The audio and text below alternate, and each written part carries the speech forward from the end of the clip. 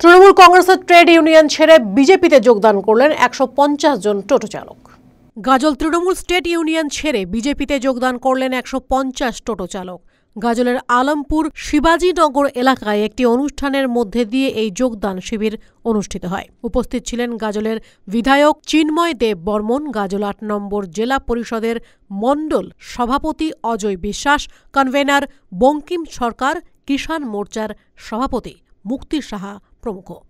অত্যন্ত আনন্দের সঙ্গে জানাই আজকে গাজল বিধানসভা শিবাজীনগর, যেটাকে আমরা আলমপুর বলে জানি, সেই এলাকায় 148 জন তালিকাভুক্ত, তার মধ্যে আমরা প্রায় 60 জনকে আজকে মুক্তিদার নেতৃত্বে এবং মন্ডল সভাপতি অজয় আছেন তার নেতৃত্বে আমরা এখানে আজকে জয়েনিং করেছি।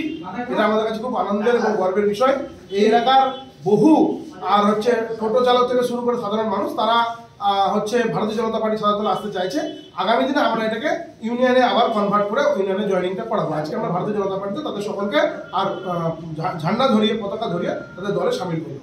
আমরা দীর্ঘদিন ধরে টিএমসি অন্তর্ভুক্ত ছিলাম এবং সেখানে আমরা নানাভাবে যেসব সুবিধা পাওয়া সেগুলো থেকে বঞ্চিত ছিলাম, যার জন্য আমাদের মুক্তিদার নেতৃত্বে আজ শিবাজীনগরে আমরা একত্রিত হয়ে ভারতীয় জনতা পার্টিতে যোগদান করেছি এবং আশা করছি এখান থেকেও আমরা আমাদের যে সব সমস্যা সেই সমস্যাগুলো সমাধান করব এবং যার জন্য আমাদের বিধায়কবাবু আমাদের কাছে আছে এবং ওনার কাছেও আমরা আশা করব যে আমাদের সমস্যাগুলো একটু দেখবেন আর কি।